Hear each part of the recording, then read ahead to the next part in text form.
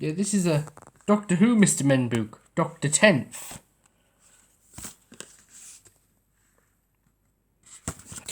The Doctor was enjoying a well-earned holiday on a far-off planet. A far-off planet where peace and quiet were the order of the day. The perfect planet for a holiday. Or so the Doctor hoped. But the Doctor's hopes were quickly shattered by the arrival of an alien spaceship. It was the Sontarans, all dressed in armour and looking for trouble.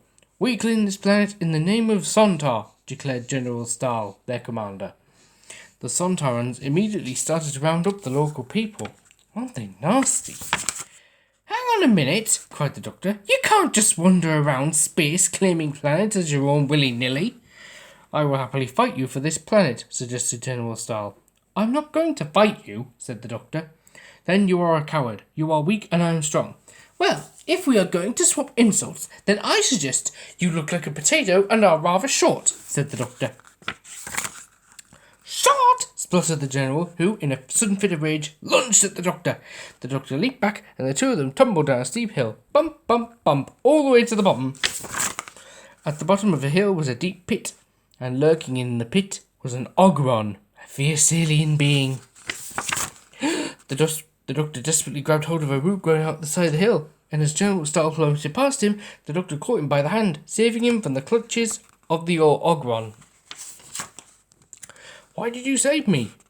"I am your enemy," said the General once they were safe. "You are not my enemy," said the Doctor. "I just want you to go home and leave this planet in peace." It was a long, long walk back to the TARDIS, and the Doctor and General Stahl had to cross the desert. It was very hot. "Here," said the Doctor, offering the General his flask of water. "Have a drink.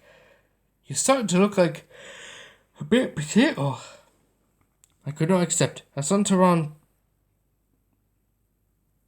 could rather go thirsty than accept a drink from an enemy." "I am not your enemy," growled the Doctor. As the sun was setting, they reached a high cliff. "We will have to help each other climb to the top of that," suggested the Doctor. "I will climb it alone," said the General. "A Sontaran never accepts the help of an enemy." "I am not your enemy!" cried the Doctor in exasperation. General Stahl began to climb the cliff, but as the Doctor predicted, the Sontaran could not climb it on his own. He fell and twisted his ankle. "Here," offered the Doctor, "take my arm. We can rest here overnight." "A Sontaran never," began the General. I know, interrupted the Doctor. "A Sontaran never takes the arm of an enemy, and for the last time, I am not your enemy!" General Stahl looked the Doctor steadily in the eye. "You are." "Oh, I give up," said the Doctor. "I just want you to go home and leave this planet in peace." "Leave this planet in peace?" exclaimed the General. "But that would be such a waste. They have the best sausages in the whole of the universe." The Doctor looked at General Stahl in amazement. "Do you mean that you have simply invaded this planet simply because of their sausages?" "Why else?" answered the General. "But," said the Doctor, "you do not have to invade a planet to enjoy their food."